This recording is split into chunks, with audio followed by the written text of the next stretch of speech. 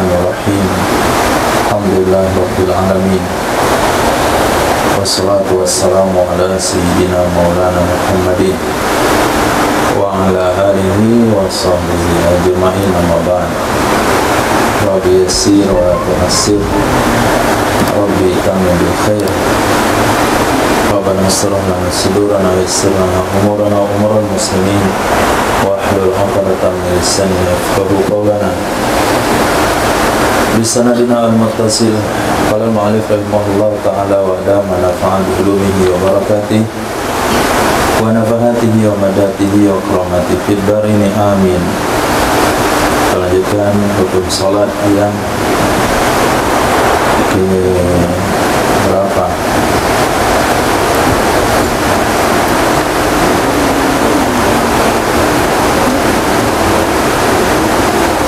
Wa yusannu al-kunutu, disunahkan membaca kunut i'tidali saniyatis subhi, pada i'tidal rakaat kedua subuh. I'tidali dengan saniyati itu bukan naat, tapi mudhaf ilaih. I'tidali saniyati, i'tidal rakaat kedua subuh, dan dianya doa kunut adalah Allahumma hdini fi man hadait sampai akhir. Kadza fil Muharrar, demikian diriwayatkan dalam kitab Muharrar. Enggak dilanjutkan sampai selesai. Wa tutimmatuhu, lengkapnya doa kunut sebagaimana dalam kitab Syarah Kabir, yaitu Allahumma hdini fi man hadait wa afini fi man afait wa tawallani fi man tawallait wa barik li fi ma atait wa qini syarra ma qadait innaka taqdi wa la yuqda alaik innahu la yadhillu man walait tabarakta rabbana wa ta'ala. Littiba, littiba berarti ikut sunnah, bukan bid'ah. Allahumma hdini, ya Allah tunjukilah aku, biman hadaita, pada orang-orang yang telah Engkau beri hidayah. Artinya kumpulkan aku, gabungkan aku pada orang yang telah Engkau beri hidayah. Wa afini, berikan aku afiat, biman afaita, pada orang-orang yang telah Engkau beri afiat. Afiat itu sehat lahir batin, jasmani rohani, itu afiat. Wa tawallani fiman tawallaita, lindungilah aku pada orang yang Engkau lindungi. Wa barik li fima ataita, berkahi bagiku apa saja yang Kau berikan kepadaku, apakah nikmat duniawi atau kelebihan akhirat, seperti ilmu, seperti amal, seperti harta benda dan sebagainya, termasuk fisik. Itu mendapatkan afiat dari Allah, mendapatkan keberkahan dari Allah. Wa kini, lindungi aku, syarrama qadait, syarrama, kejelekan sesuatu dari yang telah Engkau takdirkan. Kejelekan sesuatu yang telah Engkau takdirkan, bukan qada jelek. Nah, kalau qada jelek, qada baik itu wajib diimani, wajib diyakini. Tapi efek dari qada itu, misalnya dia berikan qada jelek, sakit, dengan sakit itu dia enggak sholat, itu namanya syarroma qadai. Dia diberikan kekayaan, dan kekayaan itu dia berjudi, itu namanya syarroma qadai. Dia takdirkan menikah, dengan nikah itu dia keluar dari Islam, itu artinya syarroma qadai.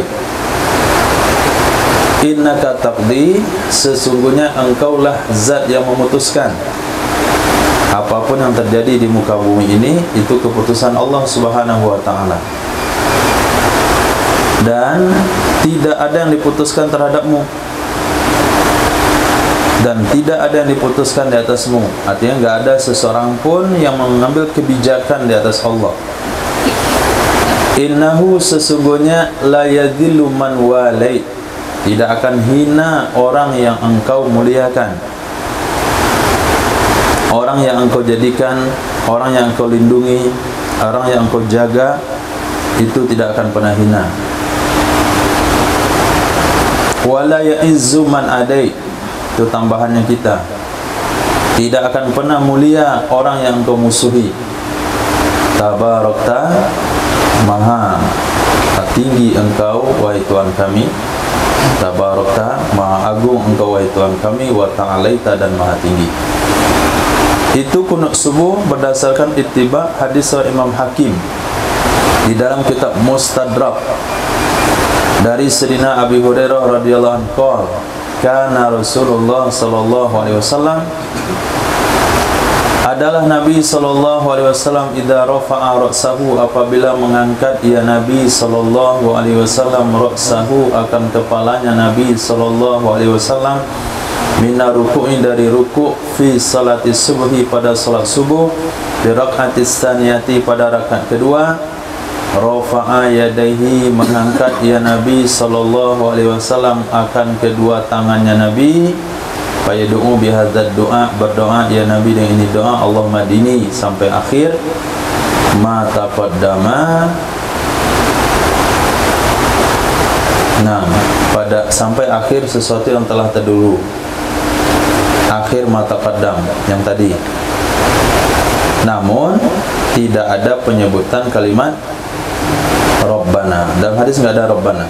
Tabarakta wa ta'alait, enggak pakai Rabbana.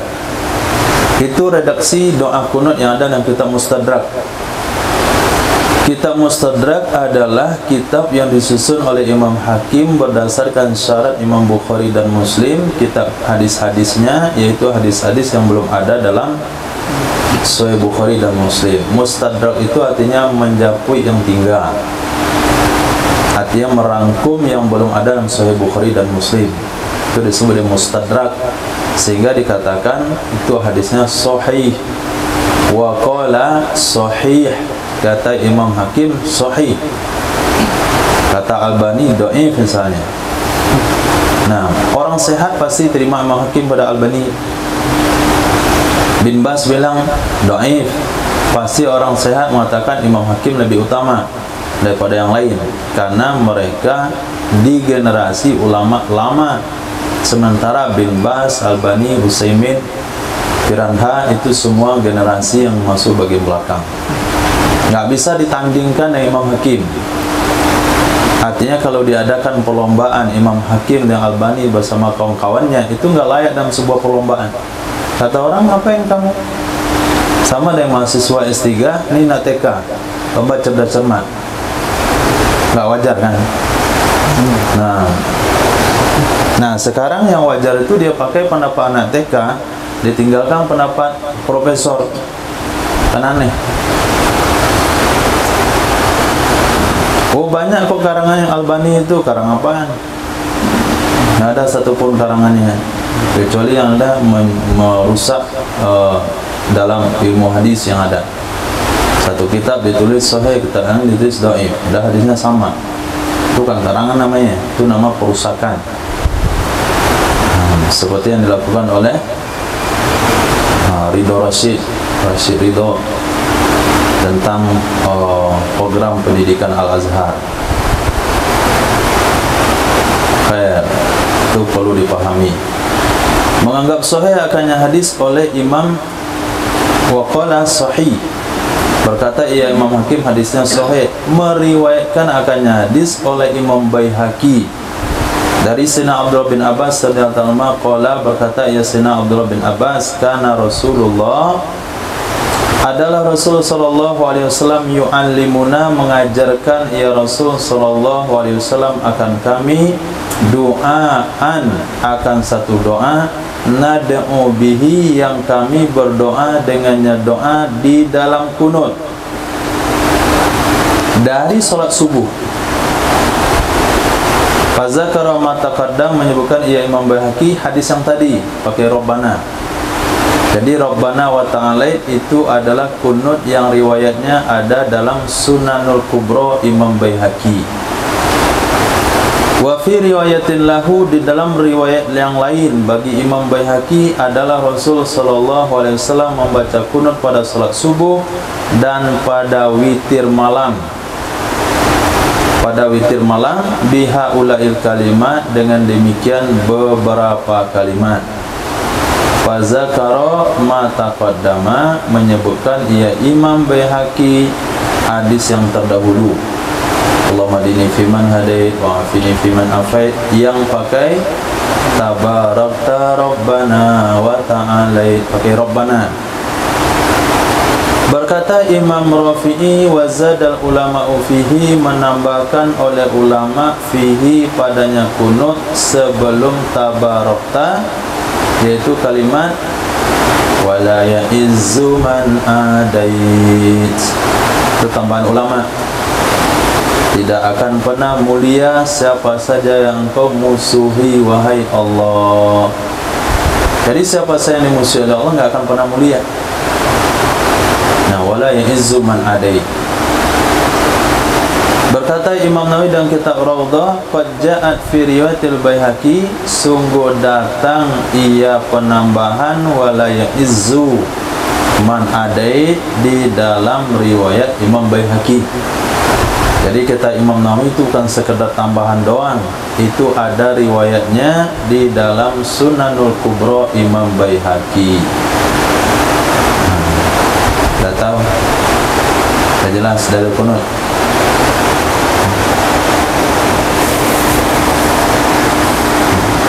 Walaupun jumhur tidak kunut, Imam Malik tidak ada kunut subuh, Imam Hanafi enggak ada kunut, Imam Ahmad bin Hanbal tidak ada kunut, Imam Syafi'i satu-satunya pakai kunut, dan itu bukan ijtihad beliau, itu kan berdasarkan hadis.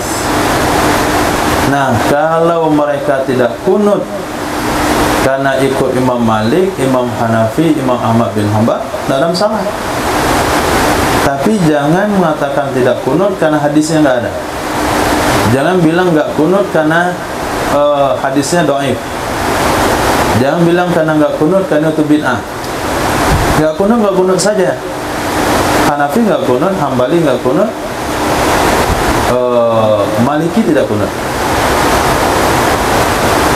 Dan salat witir semua ulama 4 mazhab kunut. Salat witir Ramadan semua 4 mazhab kunut, bukan perkara khilafiyah. Bedanya antara jumhur yang saya masukkan Imam Syafi'i, Imam Maliki, Imam Hambali, ini kunutnya di pertengahan akhir Ramadan. Sementara Imam Hanafi kunutnya dari awal Ramadan sampai akhir Ramadan. Jadi khilafiyah itu kunut subuh, bukan kunut witir. Kunut witir enggak ada khilafiyah. Jadi asal kunut alergi, enggak. Subuh yang enggak kunut 3 mazhab, satu yang kunut. Tapi kalau witir semuanya kunut.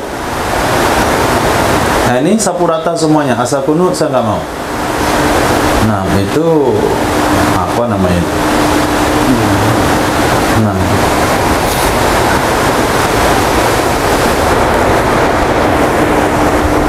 khair. Wa qad ja'at fi riwayatil Baihaqi wal imamu bil lafzil jam'i, imam membaca dengan lafaz jamak. Kalau imam baca dengan lafaz jamak, Allahumma hdina fi man hadait wa afina fi man afait.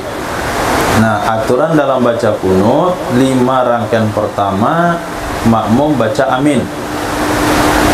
Allahumma hdina fi man hadait, amin, wa afina fi man afait, amin, wa tawallana fi man tawallait, amin, wa barik lana fi ma a'tait, amin, wa qina bi rahmatika, tambahan, syarra ma qadait, amin, wa innaka taqdi wa la yuqda alaik, sampai akhir itu dibaca bersama-sama. Nah, redaksi kitabnya yusarikuhu fihil ma'mumu. Mungkin ada pembahasan nanti di belakang. Li'anna al-Baihaqi rawahu an Ibn Abbas aidan bil lafzil jam'i. Nah, kenapa dibaca lafaz jamak oleh imam? Kenapa tidak lafaz mufrad saja?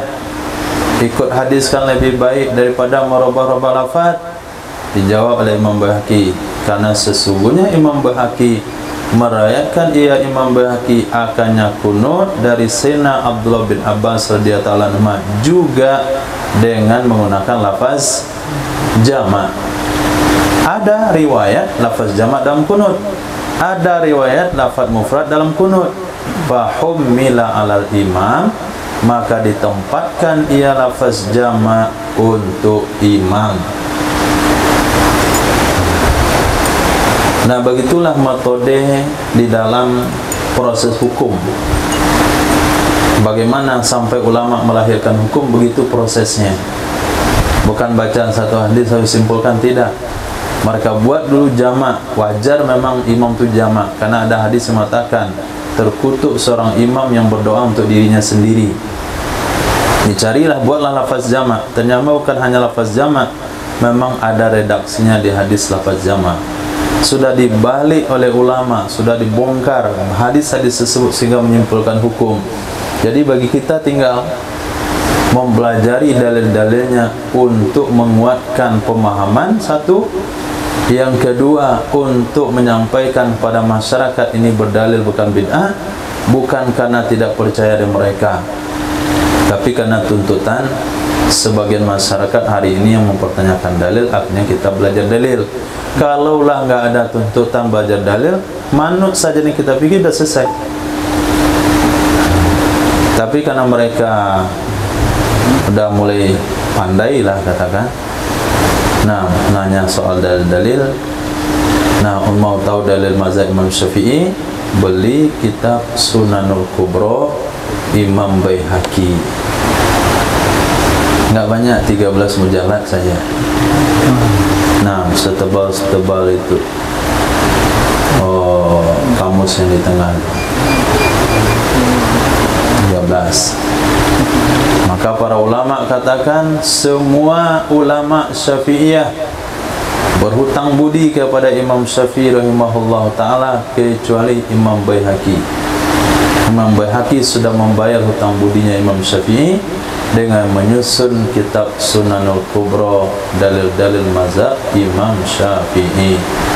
Jadi nggak usah takut cari dalil apa yang mau tanya oleh Salafi, temukan kitab tu, cari dalil di sana, dah lengkap, daripada memakai kitab modern sekarang, yaitu fikih berdalil. Sekarang siapa? Siapa lah mengarang tu? Fikih berdalil judulnya.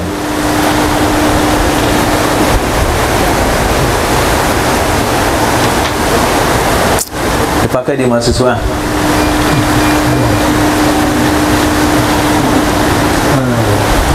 Panjang kitabnya, berlebar, hampir sedepak kayaknya.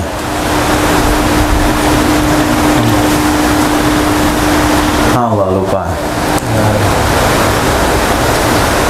Nah, kenapa? Karena itu tidak merujuk kepada satu mazhab. Nah, sama dengan Bulughul Maram. Nah, Bulughul Maram tu kitab hadis, bagus memang, tapi kalau tidak punya mazhab yang jelas, dia jadi gado-gado baca itu. Kalau belajar fikih dari Bulughul Maram, lahirlah ustaz gado-gado. Kenapa? Dia mengisi seluruh mazhab di sana, nggak terarah pada satu mazhab. Nah, maka nggak tepat untuk belajar itu. Maka kita nggak belajar Bulughul Maram, karena pondasi mazhabnya belum kuat. Wasahihu, menurut pendapat sahih, sunnah salatu ala Rasulillah sallallahu alaihi wasallam fi akhirih, disunahkan membaca selawat kepada Nabi sallallahu alaihi wasallam di akhirnya kunut. Mana dalilnya? Rawaha An-Nasa'i, meriwayatkan akannya selawat di akhir kunut oleh Imam Nasa'i tentang kunut witir. Meriwayatkan akannya selawat oleh Imam Nasa'i di dalam kunut witir. Kunut witir yang mana? Alladzi 'allamahun Nabi, kunut witir yang mengajarkan akannya kunut oleh Nabi sallallahu alaihi wasallam kepada Sayyidina Hasan bin Ali radhiyallahu taala anhuma. Wa huwa ma taqaddam, dianya kunut witir yang diajarkan Nabi kepada Sayyidina Hasan bin Ali itu seperti yang telah terdahulu, beserta menambahkan fa pada kalimat innaka. Itu bedanya. Yang tadi kan nggak pakai fa innaka, ini pakai fa innaka. Dia kunut yang tadi.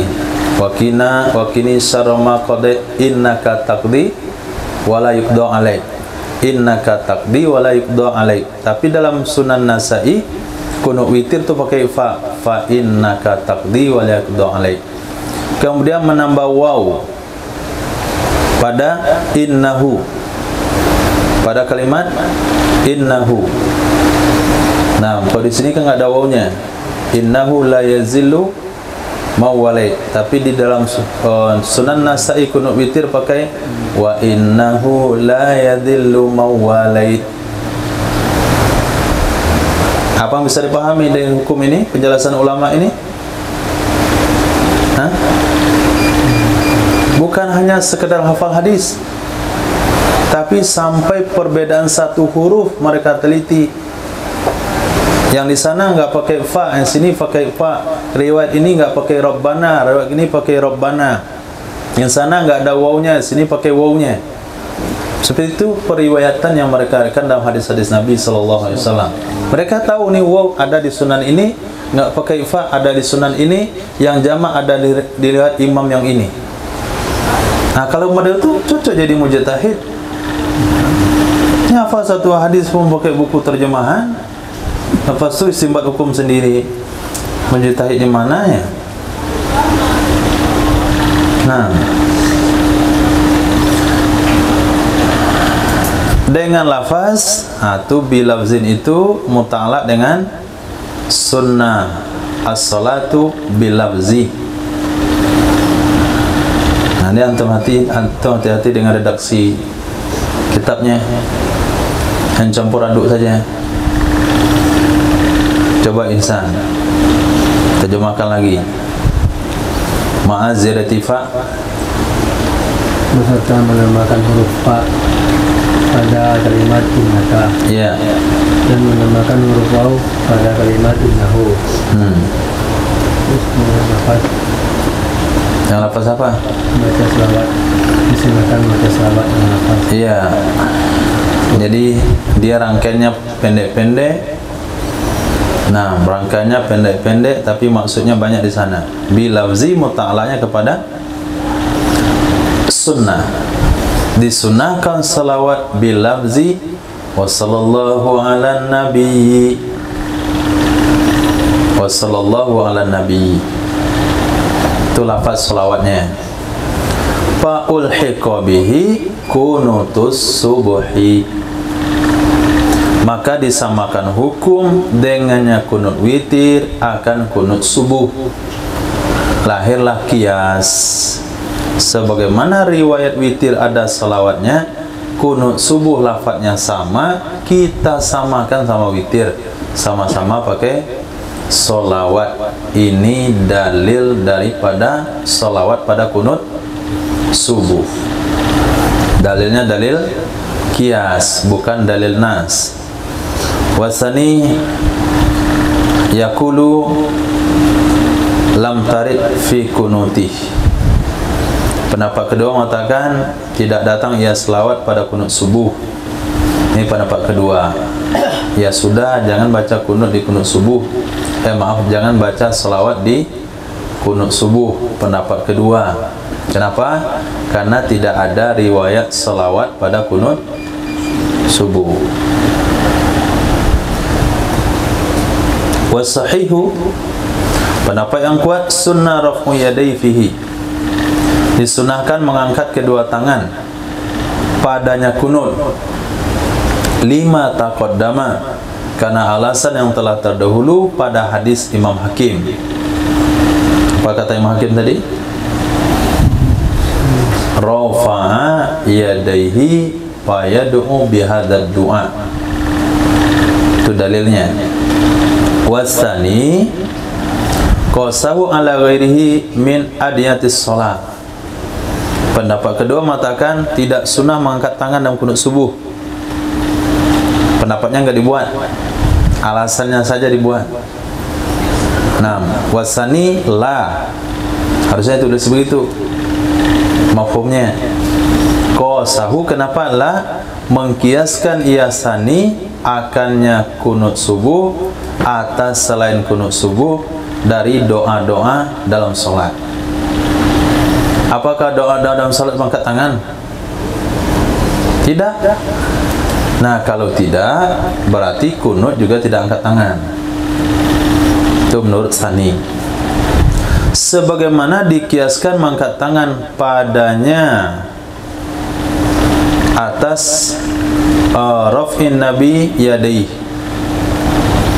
Sebagaimana dikiaskan mengangkat tangan padanya doa atas mengangkat tangan Nabi sallallahu alaihi wasallam, atas mengangkat Nabi sallallahu alaihi wasallam akan kedua tangannya kullama shalal ghada, setiap kali salat ya Nabi akan salat subuh, yad'u, berdoa ya Nabi sallallahu alaihi wasallam, alal ladzina, terhadap orang-orang, qad yad'u ala itu doa kebinasaan, yad'u ala mendoakan ya Nabi kebinasaan atas orang-orang, qatalu yang telah membunuh mereka, ashabahu sahabat-sahabatnya Nabi, al-qurra para hafiz di bi mauna,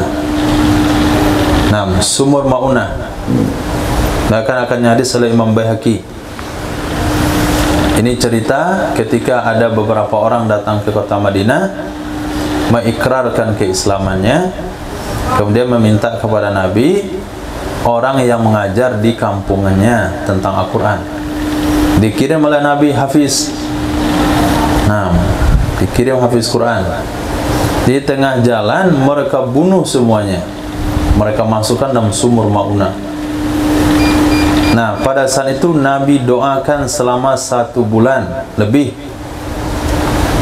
3 bulan atau sebulan? 1 bulan lebih terhadap orang-orang yang melakukan pembunuhan terhadap sahabat Nabi tersebut. Nah, di sana Nabi mengangkat tangan. Nabi mengangkat tangan doa terhadap orang-orang yang membunuh sahabat Nabi yang hufaz. Hadis riwayat Imam Baihaqi. Wa sahihu annahu la yamsahu wajhahu. Pendapat yang kuat itu sesungguhnya seseorang tidak mengusap ia akan mukanya. Jadi selesai kunut enggak diusapkan ke muka. Wassallallahu ala sayyidina Muhammadin nabiyil ummi wa ala alihi washabihi baraka wasallam. Enggak diusap ke muka, langsung turun ke bawah. Artinya la yusannu dzalik, tidak disunahkan demikian mengusap muka karena tidak waridnya mengusap muka di dalam solat. Karena di dalam solat dilarang mengusap muka, maka doa dalam solat tidak mengusap muka. Bukan tidak waridnya mengusap muka dalam doa, tidak waridnya mengusap muka di dalam solat, bukan dalam doa. Kalau dalam doa warid, dia hadisnya di belakang. Wasani, menurut pendapat yang kedua, iya. Itu juga enggak disebutkan pendapatnya kan? Wasani enggak disebutkan pendapatnya. Setelahnya wasani iya, yusannu, disunatkan mengusapkan muka. Kenapa? Yudkhiluhu fi hadis, memasukkan ia sani akannya doa kunut ke dalam hadis yang berbunyi salullaha bi butuni akufikum wala tas'aluhu bi zuhuriha fa idza faraltum famsahu biha wujuhakum. Itu hadisnya doa angkat tangan mengusap muka. Salullaha, minta oleh kalian kepada Allah dengan perut telapak tangan kalian, wala tas'aluhu, dan jangan kalian minta akannya kepada Allah dengan punggungnya telapak tangan. Ini hadis am. Kecuali tolak bala, itu kita minta kepada Allah dengan punggungnya. Itu hadisnya dah ada dalam Jami' Shaghir. Doa secara umum meminta kepada Allah jangan yang punggungnya. Fa idza faragtum, maka apabila kalian telah selesai dari doa, famsahu, usapkan oleh kalian biha dengannya Yang kemana domir. Jadi Wasani melihat daripada hadis ini, mintalah kepada Allah dengan telapak tangan kalian. Jangan minta kepada Allah dengan punggung tangan. Kalau selesai doa, usapkan ke muka. Kunut doa bukan? Doa, ya sudah masuk ke situ. Nah, dimasukkan ke situ. Maka mereka katakan selesai kunut sunnah mengusapkan ke muka. Ini pendapat kedua. Namun berkata Imam Abu Dawud, ruwiya min turukin kulluha wahiyatun.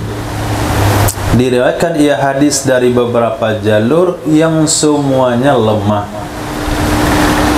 Nah, itu sebabnya enggak dipakai oleh ulama. Itu sebabnya pendapat yang kuat tidak diusapkan ke muka. Karena hadis tadi semua jalur periwayatannya lemah. Nah, bismillah.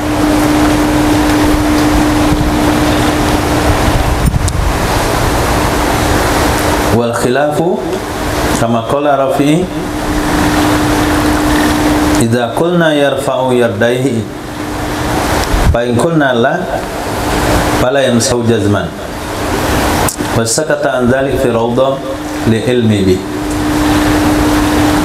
Khilaf, perbedaan pendapat ulama antara diusap ke muka atau tidak diusap, sebagaimana dikatakan oleh Imam Rafi'i, iza qulna yarfa'u yadayhi, apabila kita berpendapat mengangkat ia seseorang akan kedua tangannya. Tadi kan ada dua pendapat, waktu kunut sudah angkat tangan enggak? Dua pendapat. Pendapat pertama sunnah, pendapat kedua tidak sunnah. Nah, mengusap muka atau tidak mengusap muka ini berujung dari pendapat mengangkat tangan. Apabila katakan tidak, fa iza kunna la, apabila kita katakan tidak sunnah mengangkat tangan, fala yamsahu jazman, maka tidak mengusap muka ya seseorang, sepakat ulama.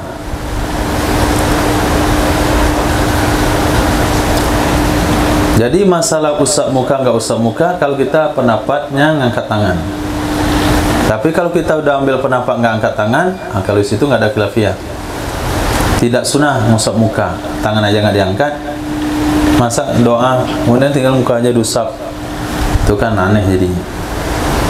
Wasa kata anzalik, diam ia Imam Nawawi dari uraian ini. Sakata anzalik, diam ia Imam Nawawi dari demikian uraian dalam kitab Raudhah. Imam Nawawi enggak ada komentar pembahasan tadi. Kenapa? Li ilmi bih, karena sudah tahu dengannya. Pasti orang tahu khilafiyah musab muka itu diangkat tangan. Kalau enggak ada angkat tangan enggak akan ada khilafiyah. Imam Nawawi enggak ada komentar dalam hal itu di dalam kitab Raudhah karena pasti sudah tahu. Lil ilmi bih, karena sudah diketahui dengannya. Wa sahihu anna al-imama yajharu bih. Pendapat yang kuat sesungguhnya imam itu menjaharkan dengannya kunut. Dalilnya ittiba. Ittiba, ikut Nabi di zahir hadis Imam Hakim yang telah terdahulu. Nah, mana zahir hadisnya?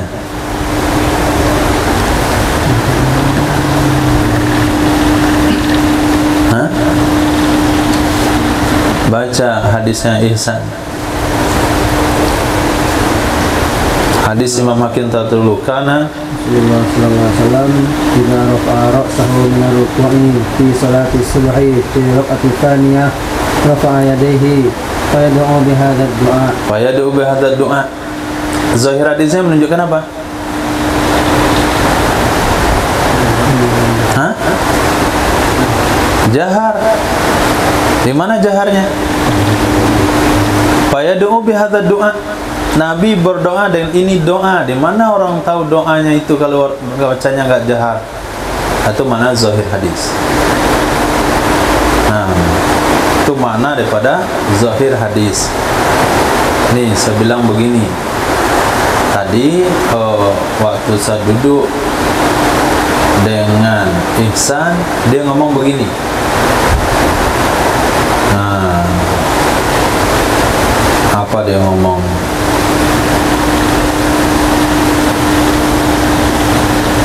Oh, dia ngomong Astagfirullah nggak makan malam.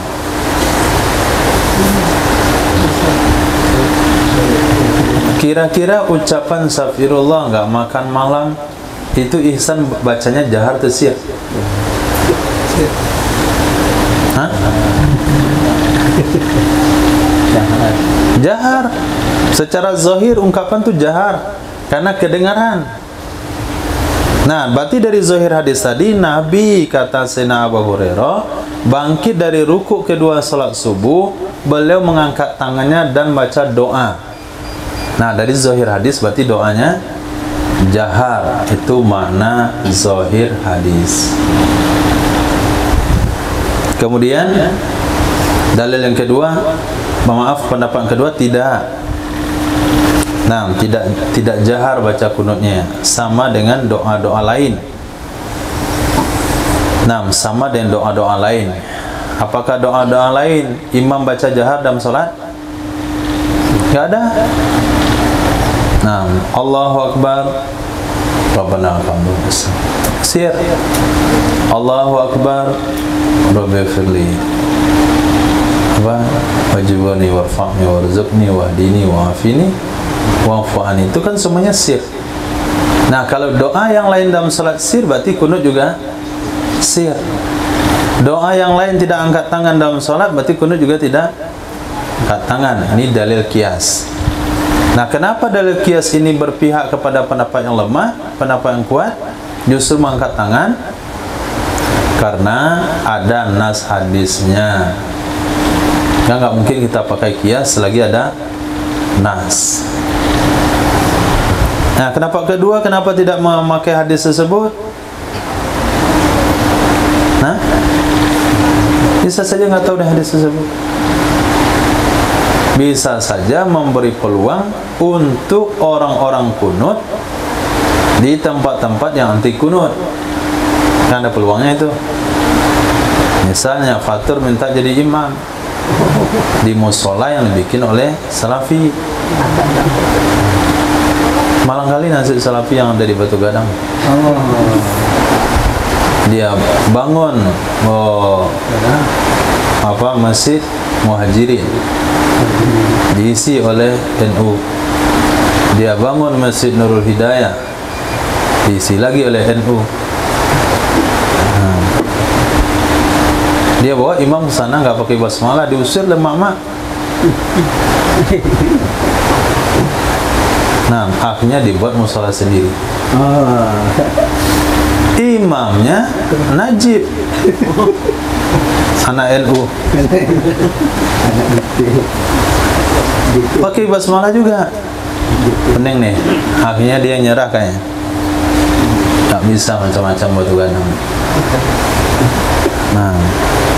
Nah, misalnya Najib jadi imam situ, mau kunut misalnya dilarang oleh yang punya musola kan?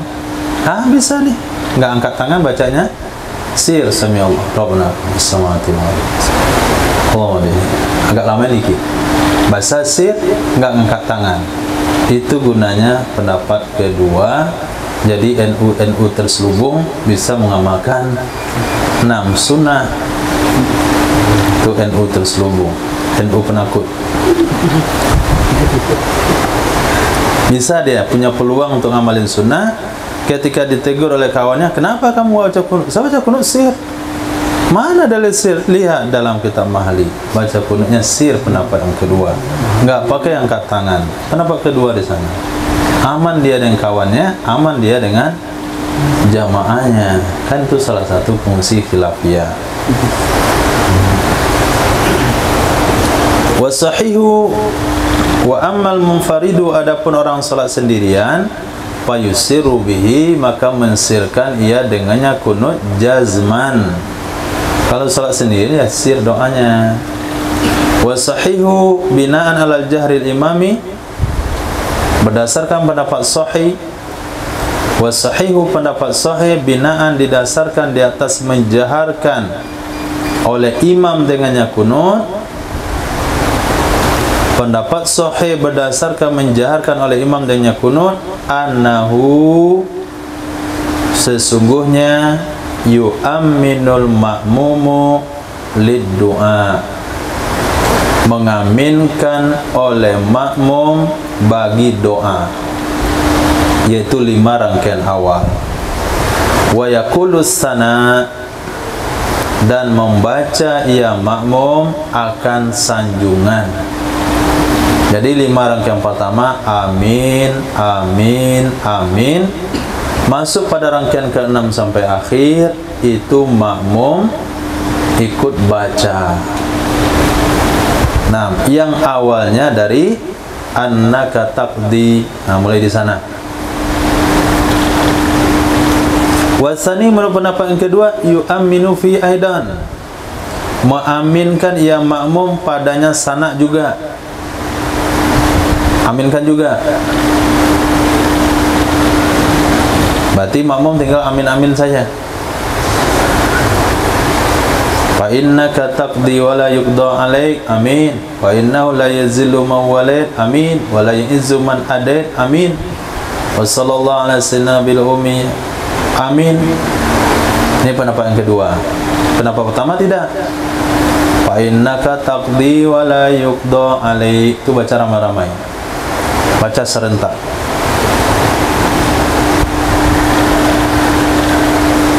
Wa ulhiqa wa alhaqa muhibbut tibri, menyamakan hukum oleh Imam Muhibbut Tibri akan selawat kepada Nabi sallallahu alaihi wasallam dengan doa fayu aminu fiha, maka membaca amin ia makmum padanya selawat.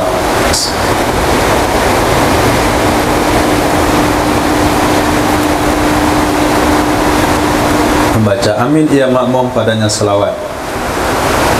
Semua yang kita bahas tadi haza in sami'al imam, pembahasan ini jika mendengar ia surahkan imam. Baca amin pada rangkaian pertama, 5 rangkaian pertama, ikut baca pada rangkaian akhir, selawat juga diaminkan. Ini kalau makmum dengarkan imam. Nah, fa illam yasma'hu, maka jika tidak mendengarkan ia si makmum akannya imam. Kenapa enggak didengarkan? Li bu'din, karena jauh, au ghairihi, atau selainnya, mati mic-nya, bi baterai, lupa dicas. Qonata, kunut ia makmum, kama yaknutu, sebagaimana kunut ia imam, ala annahu yusiru, di atas sesungguhnya makmum itu mensirkan ia.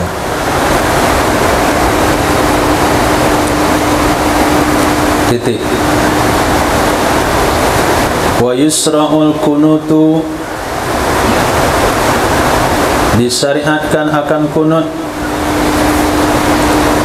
atau yustahabbu, disunahkan ia kunut, atau ai au. Nah, yusra'ul kunutu au yustahabbu, disyariatkan akan kunut atau disunahkan kunut, bisa iril maktubat, pada seluruh salat wajib. Sairil maktubat, seluruh salat wajib, artinya bakiha, sisanya salat wajib. Nah, sisanya salat wajib. Yang dibahas tadi salat wajibnya apa?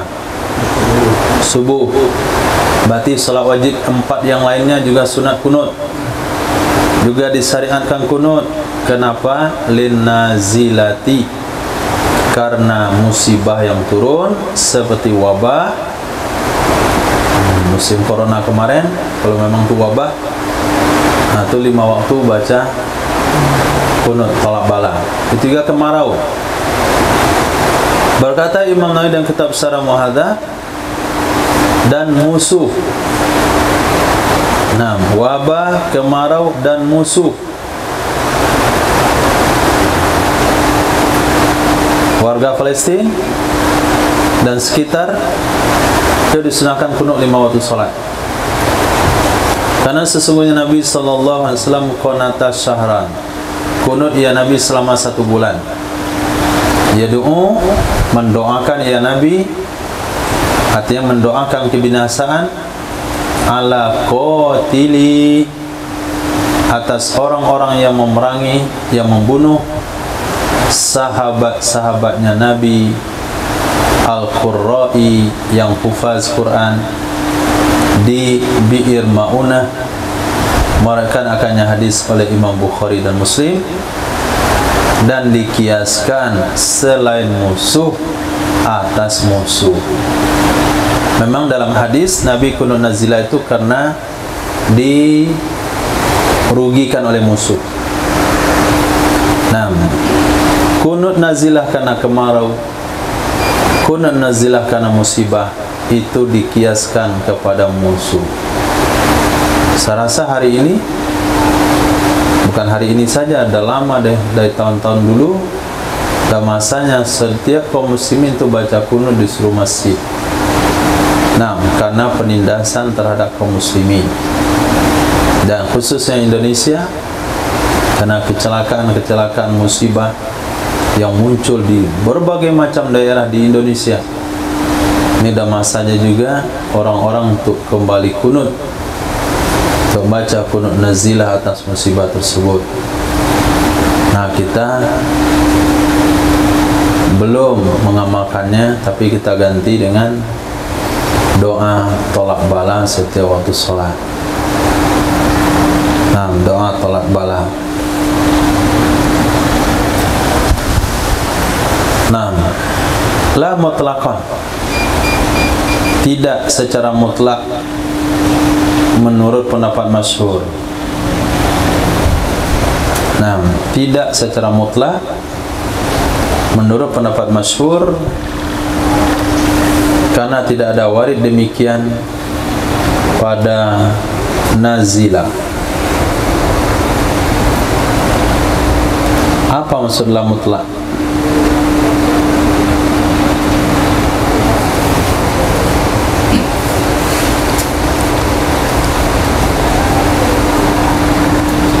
La mutlak artinya tidak musibah secara umum, tidak kondisi secara umum. Menurut pendapat masyhur, karena tidak ada warid nazilah pada demikian. Wathani, menurut pendapat yang kedua, ya takhayyaru, memilih ya serang antara kunut dan enggak kunut, karena itu kan doa. Oke, kalau kita pilih kunut nazilah setiap waktu sholat, bagaimana kunut nazilahnya waktu zuhur dan asar? Wa yajharul imamu bihi fis sirriyati wal jahriyati, menjaharkan oleh imam dengan kunut nazilah pada salat sir dan salat jahar. Kalau memang sudah disunahkan kunut nazilah, maka zuhur, asar itu kunut nazilahnya bacanya jahar. Dan tempatnya kunut nazilah adalah i'tidal rakaat terakhir. Nah, i'tidal rakaat terakhir.